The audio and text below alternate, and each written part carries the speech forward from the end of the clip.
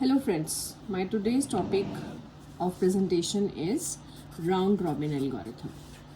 Round robin scheduling algorithm. Okay, so I'll just put the link of my previous videos wherein I have mentioned about FCFS, SJF, SRTF, all the versions of primitive and non-primitive. We have discussed about priority. Okay, so I'll better put the links of all these algorithm in my description box. You can go through all these algorithm to understand the basic behind the scheduling algorithm, why we use the scheduling concept for CPU. Now round robin algorithm is basically, as the name suggests, the round robin. It allocates the process in a round manner, in a circular manner. That means every process gets equal amount of interval, or we can say this is known as equal amount of interval or quantum, we can say. That is, we define as 1, it may be 2, it may be 3, any quantum. Okay, so we can say that if 4 children are playing and we really want to give them a sharing concept, so and everybody wants to play it, so we just share that particular toy among those children in a round manner, in a circular fashion. Rather, we give equal interval of time to each child. That means हमने हर बच्चे को एक एक quantum दे दिया या एक एक second खेलने के लिए दे दिया. और अगर एक बच्चे को 4 मिनट के लिए खेलना है, तो जब उसका 4th बच्चे को मिल जाएगा, उसके बाद वापस उसके पास लौट के वो पर्टिकुलर टॉय आएगा. तो in the similar fashion we define that. So we generally say that it is not dependent on the burst time, and we need n number of data structures in case of round robin. So let's try one example for this. And in the example, you can see I'm just mentioning the 4 processes: P1, P2, P3, P4, and we have the burst time. We have the burst time, and the burst time, suppose we'll take the burst time as 4, 3, 2, 1. 4, 3, 2, 1. So let's try and make the Gantt chart first. We have already discussed about the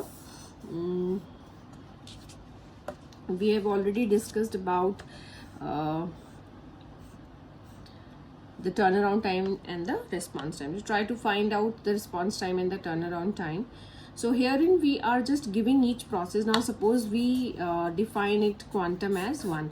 In this case, you always remember you have been given the quantum, right? So if suppose there is a quantum of 1 second we are taking, and these are all the burst time are in seconds, so we say P1 needs that particular CPU for 4 seconds.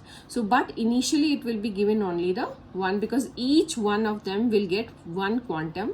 मतलब पहले सबको एक एक quantum मिल जाएगा, उसके बाद वापस P1 के पास CPU आएगा. Okay, so let's we can I'll just directly write P1, P2, P3 and P4. So we say 1 quantum is being given to P1, then 2, then 3, then 4.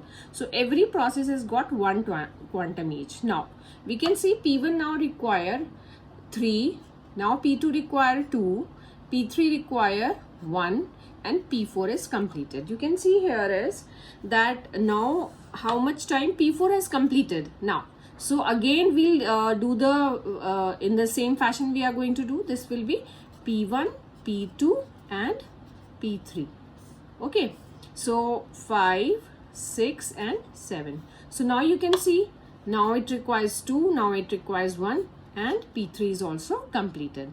Now you can see now only 2 processes are left, P1 and P2. So we have P1 and P2. We can say now P1 and P2, that means we are having this one, this is 2 is left, here it is 1 is left. So we are saying, so you can see also P1 1 time has been given, 2 time given, now it requires 1 more time. So we just simply write P1 and P2. Now can you see, this is 1 left, this is complete, so this will be only 1. So now what will be the last process P1. So this will be 8, this will be my 9, this will be my 10. Now you can see here, now P1 needs 4 seconds. So P1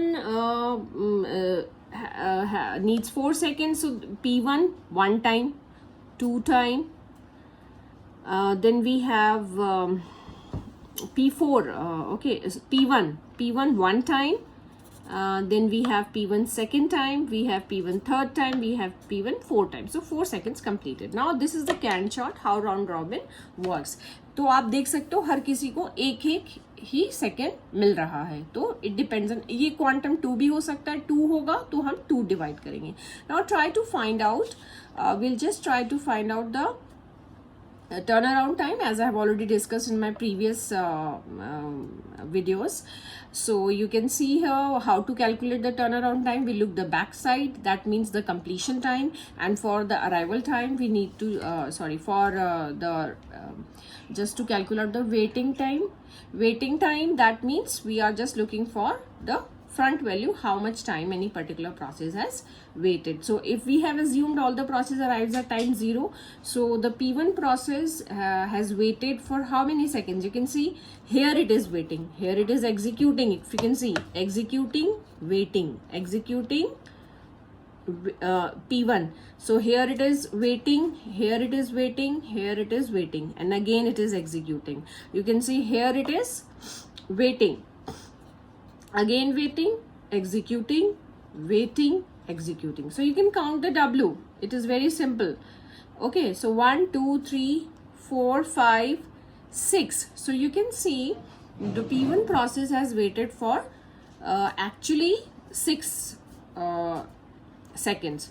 So here you can see P1 has if you can see like this, here also P1 has completed here.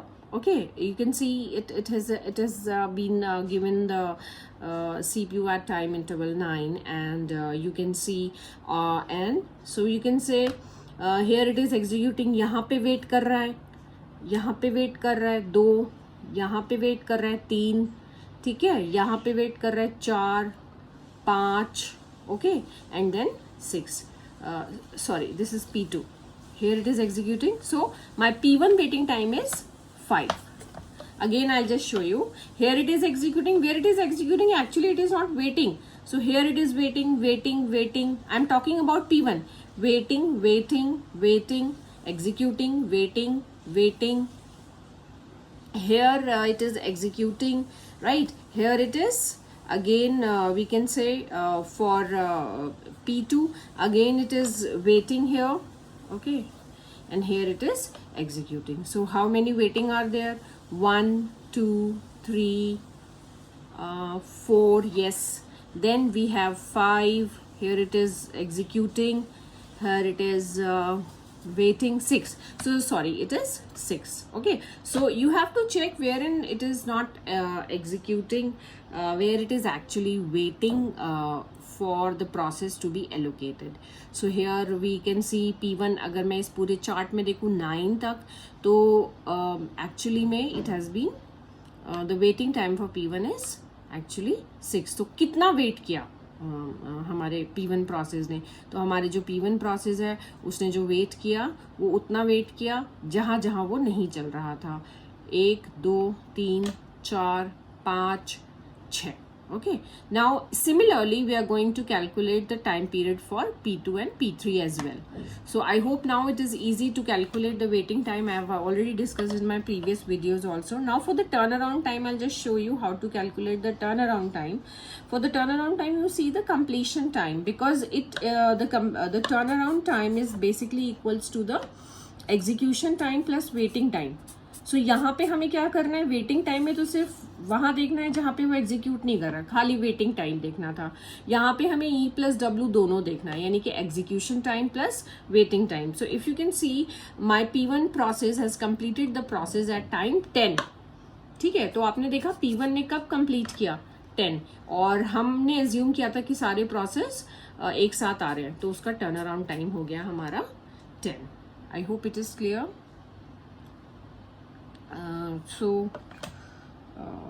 So we are going to stop here just to tell you that this is the turnaround time and the waiting time, how to calculate the turnaround time and the waiting time for the processes. So thank you so much for today. Thank you.